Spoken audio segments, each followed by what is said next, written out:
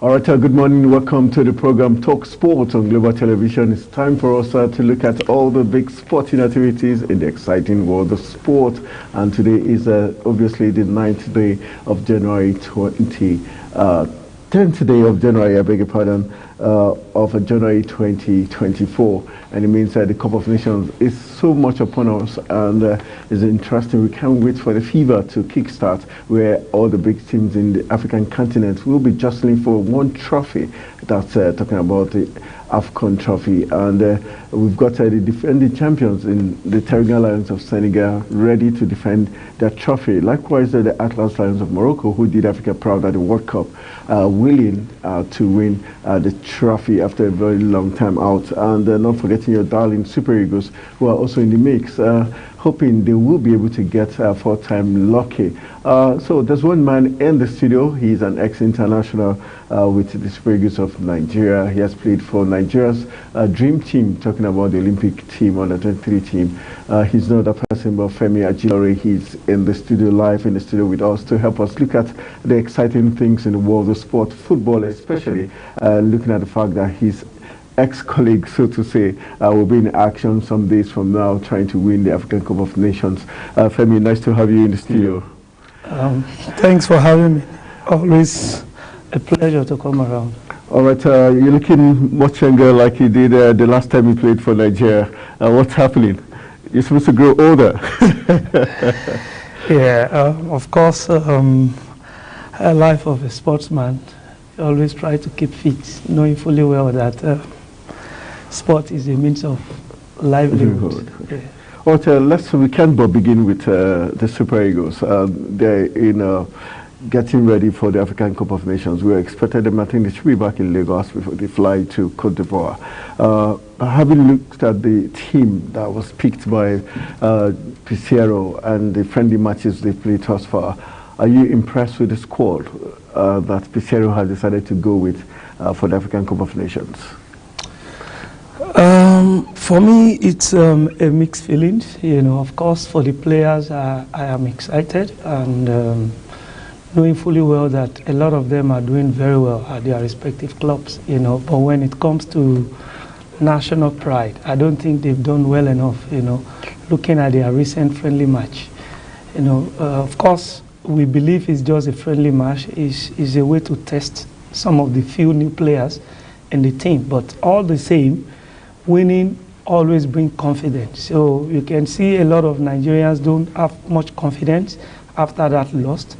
And of course, for me, I know it's a preparation, one of the game that is set to highlight the player based on the outcome that we are looking forward to see. So, but notwithstanding, they should do better so that Nigerians can, you know, believe in the team. All right, in 2013, we had similar scenario where nobody had so much faith in the Super Eagles. Stephen Kechi took the team, and there was no pressure on the team. Do you think that might be a plus for the Super Eagles, that now that there's not so much pressure on the team to win the African Cup of Nations? Just yesterday, we know that Victor Boniface is out of the team because of injury, and now Murphy is in. Do you think he's a quality replacement? It's difficult, you know. The AFCON is in few days, you know, to kickstart. But we can't change what has happened. But I still believe we have some great players that can replace him, either from the local league or from the foreign-based player. If you look at our local league player like Kalimi from Remo, who happens to be the top scorer at the local league, I think it can be considered. And if they are not looking in that direction, of course, there is Paulo Nacho. There are some other great players that can fit in, you know. But unfortunately, it's a sad news for us because we all know the qualities of Boniface, you know, Victor. We are expecting a lot from him, you know. And I think this could have been an opportunity for him to bring a lot of smiles to faces of Nigerians. But unfortunately, what has happened. We have to move on from there. Okay, you've as an ex-international, at this point, what is in the mind of the players. Now they're in camp. They're not very sure who's the starting 11, and the pressure is beginning to mount, especially after losing that game, after winning 12-0 against a selected side and losing against Guinea. Does that dampen the spirit in the camp? I don't think so. I think there has always been pressure for the player, even if it's just a friendly match, knowing fully well that you're representing your country, your family, yourself, even your clubs, you know, so there is that pressure. But, you know, the ability for the players to be calm and to exhibit what they are capable of doing, so brings down the pressure on them. But notwithstanding, losing the last friendly, of course, will affect their confidence level. But in the other... Can you remember this picture? Yeah. What game was this? It was, I think, Nigerian versus this team we played in Calabar. Calabar. Yes. Yeah. And you were in jersey number 14. I think Syria. No, not Sierra Leone. Not Sierra Leone. We played Sierra Leone in Lagos. This was it Mozambique? No, it was not Mozambique. Okay, we're going to get that. Yeah, but I still remember very well. But I once I collect our opponents, okay. I can.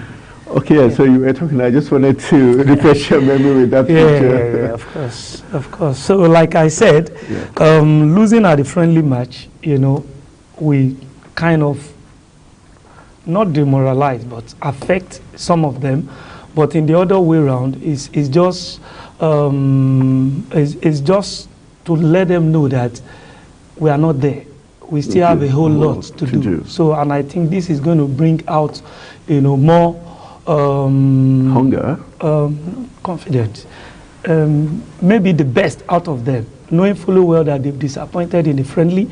So in their upcoming game, I'm sure they will want to put in, you know, a whole lot so that they can smile. If you look at the team now, you see Calvin Bassey, you see Lookman, Alex Iwobi. Alex Iwobi has he? Some say he has not really delivered as much as is expected of him, and Iheanacho also, and then Lookman. Looking at this team, some of the players in this team, do you think they have what it takes to go that far, knowing fully well that they've not truly, you know, lived up to the expectations in the past? And having Ahmed Musa in the team, some say there was no need of bringing Ahmed Musa back to the team. But do you think that experience is needed to guide these lads? Yes, I think so.